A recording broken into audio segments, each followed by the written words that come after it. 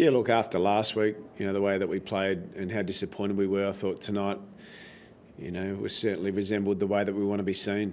We came with a plan. I thought the effort and the intent of the players was first class. I thought we were incredibly well led by Gawn and Viney in that space. And, in the end, we lost out to a team that's playing some really good footy. But you certainly can't knock the fight of the group.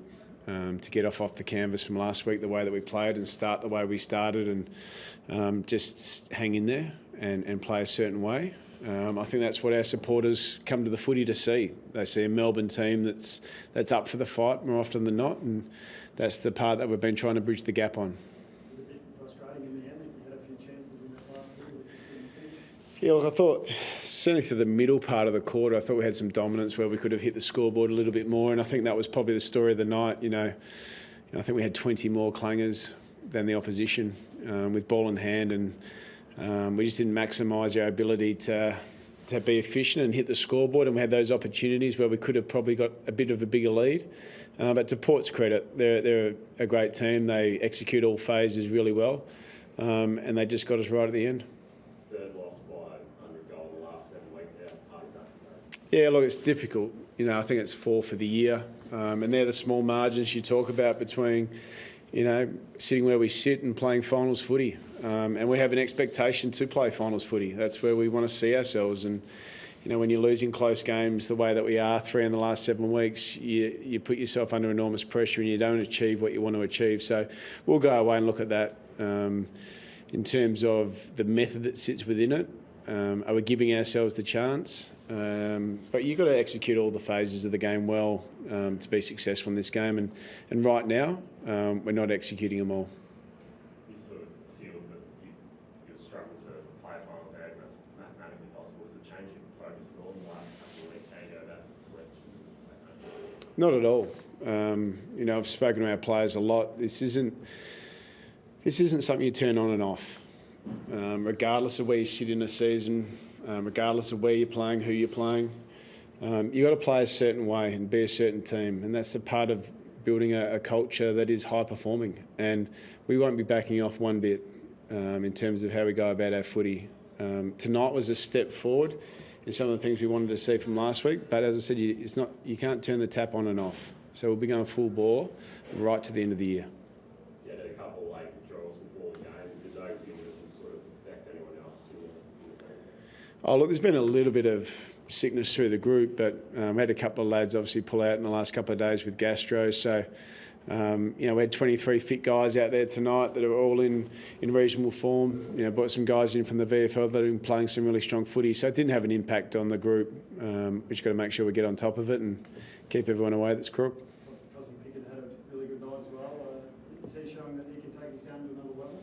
Yeah, look, he's an outstanding player, Cozzy, and I know there's commentary out there around his consistency, and yeah, look, there's times where that could be a little bit better, but if you go back through the history of his career so far and what he's delivering year on year, he's a highly talented player that we see enormous growth with him, but he's tracking into a fantastic player, and tonight it was there for everyone to see. High impact around the ball, high impact on the scoreboard, and I thought his pressure was outstanding. Is he someone that listening to hears any of that talk about his consistency that was during the week about him?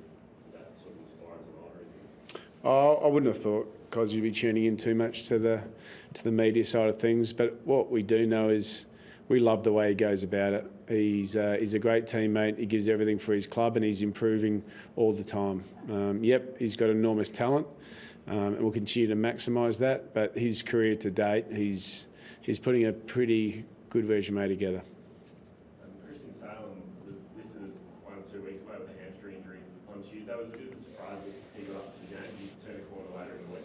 He was very close last week to getting up. It was just we wanted to make sure he was right, and on Wednesday he had to get through main training. He was able to do that, and I thought his form tonight was brilliant. I thought the way he started the game, I thought his contest work was strong, and we've certainly missed him. He's sort of been in and out throughout the year, and we've missed his ability to have impact not only at half back but with his leadership and his contest work. So it was just great to have him back out there, and he's slotted in really well. Playing all this seemed like you got a bit of whack from Jordan Sweeney in the third quarter, and that came after Oh, look, I haven't had a really good look at it. I'm sure you guys have, so I'll be guided by you guys on that one. But yeah, look, it's part of footy, I suppose. I haven't had a good look at it. How did you see it play tonight? Oh, look, it wasn't his best night, but he's working incredibly hard. He's doing some things for us that are important to us in terms of helping our midfield group. But he certainly didn't have his greatest night, but he's certainly someone that we know when we get him back to his absolute best, he's going to have a massive impact for our footy club, and we can't wait to get him to that position. The start of the second quarter, down back on Port Adelaide, was that the plan that you had going into the game for him to sort of go head-to-head with him around the ground? Oh, no, we just wanted to mix up our midfield mix throughout the night. Judd McVie, we wanted to get some exposure to in the midfield. We think he's got some real ability to give us some drive in there. So it's just a part of sharing the load a little bit at the half-back line. Trent Rivers spent some time there as well. So just trying to really add some depth and some rotation to our middle of the ground. And tonight, I thought that for patches it worked pretty well for us. Must have been nice to have Christian Petrarca back at the footy after what he's been through. Yeah, great to have him back. He's come back into the club yesterday on Friday, and to have him at the game and to bring that spirit and energy that he brings to our playing group, it's just great to have him back around the boys. He's an important person, someone that we love dearly, and someone that we've got our arms wide open to bring back in and get him healthy. He's had a really, really tough time. A very traumatic experience. Suffered a lot in terms of how what he's gone through. But it's just great to get him back around the club and back around the players. Do you feel pretty optimistic in rebound next year with the players that you've had out and been struggling? Obviously, Max Gorman's been struggling when you get those players fit available next year. Look, we'll talk about that at the right time. I'm optimistic about this football club. I'm optimistic about our playing group. I'm optimistic about the young players that we have. We've got some great people, some great players, and I know that our expectations are a lot higher than what they are, and they should be. And we're looking forward to putting out performances like we did tonight, even though we didn't get the result, as consistently as we can. Thanks, All good? Thank you.